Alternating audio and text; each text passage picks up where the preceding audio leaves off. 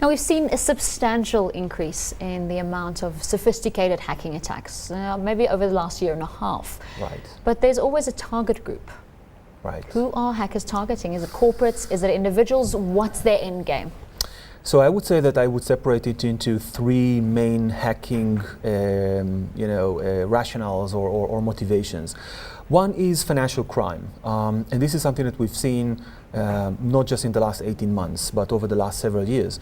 Phishing, Trojan attacks, the main targets are going to be financial institutions, payment mechanisms like credit cards, anything that is online, right? And here the motivation is obviously to get money out of people's accounts.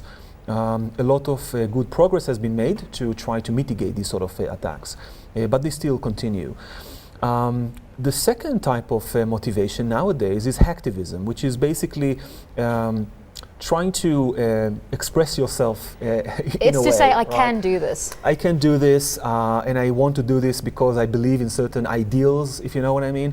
The fact that it's criminal activity is not a deterrent for these groups. And that's why we have things like Anonymous, Lal Security, and we have a lot of attacks on a lot of enterprises because of that. Their support of WikiLeaks triggered some attacks on the financial community and some other targets. It could be nations, like government websites that are under attack. It could be anything of that sort. So that's hacktivism. It's not for profit, and it's not for getting into intellectual property. But the third, and I think the most alarming type of trend that we're seeing, is indeed these sophisticated attacks that go after corporations. And here the target is typically intellectual property.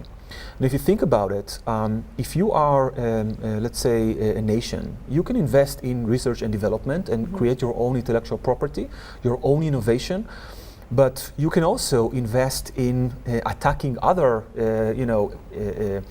sources of innovation and just get away that sort of innovation, intellectual property, which is what we're seeing nowadays. So we see a lot of corporations being hit nowadays, and their intellectual property, their innovation, their business innovation being grabbed.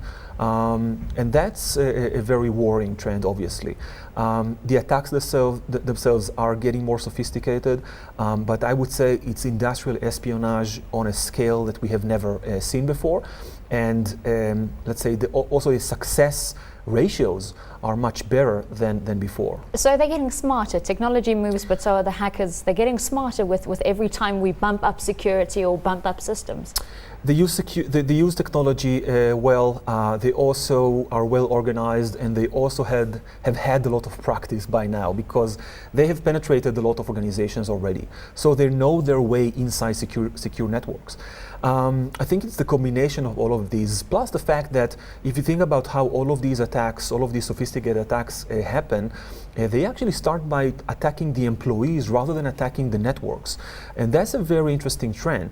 When we look at all of these attacks that happened in the last 18 months, the entry vector, the entry point into the corporate was not trying to understand how the infrastructure is built, how the network is built, and directly attack the network, but rather identify who the employees are, identify the weak link, which are the human beings in the corporate, the employees, and try to trick these employees to actually download some kind of malware, some kind of malicious code. But that's my next question.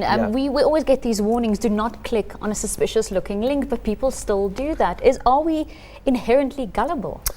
Social engineering has been with us since the days of the Bible, I think. I mean, and it works because of our nature.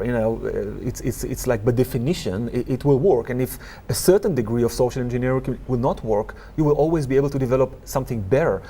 And it's all about the matter, the issue is trust. If you actually believe that this is something that comes from a trusted source. Like your right? bank. It could be a bank, it could be a friend of yours, it sent you a link in a social network, and you trust that. You don't really think that maybe it's not your friend that sent you the link, it's actually a Trojan that has infected his system. And it's sending out to and everybody it's sending else. out to everyone on the network. Or sometimes you'll get an email, if you're in the corporate, from a trusted looking source outside of the company. Let's say that you are in the HR department, you will get an email from something related to HR. If you are in the corporate corporate legal department, you will get something that has to do with, like legal actions. So the content of the email will look legitimate. The source will look legitimate. The link will look legitimate. The website that you go to might be completely legitimate, but it will have some kind of infection in it because of some other vulnerabilities in that website.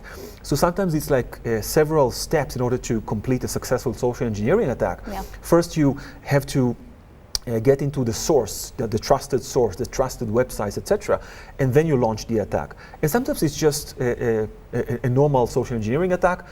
It's very difficult to educate people about these sort of things. Well, we can't change that. We know that people are gullible inherently, and these attacks will still take place. So it's not a question of keeping them out anymore. What's the fail-safe now? Is it a case of limiting the damage, stopping them when they're there? What are companies like yourselves doing in that regard? So I think the realization that perimeter defenses as we know them are no longer sufficient. I mean, at some point you will have intruders in the house.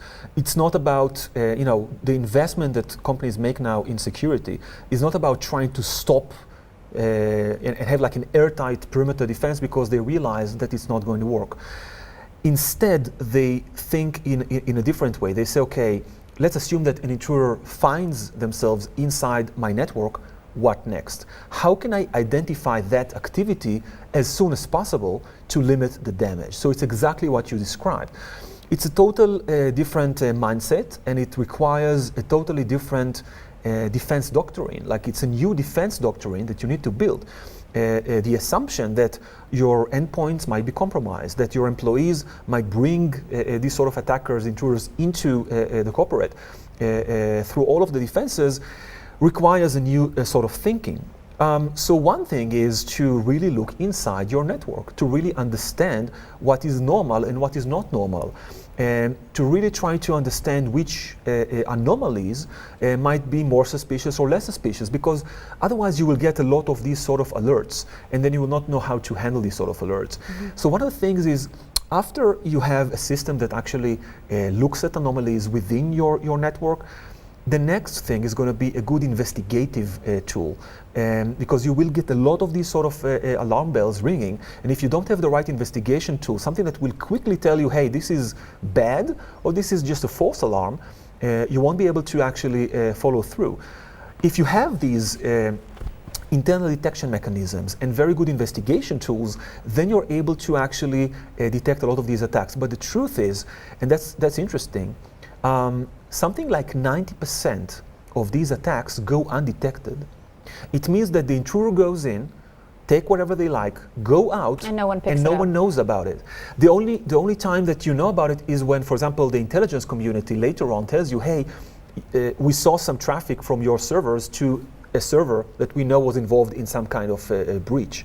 But this can happen weeks or even months after the intruders are no longer in your network. All right, Uri, we've actually run out of time. So it's a case of having those protocols in place to identify first and then sort it out.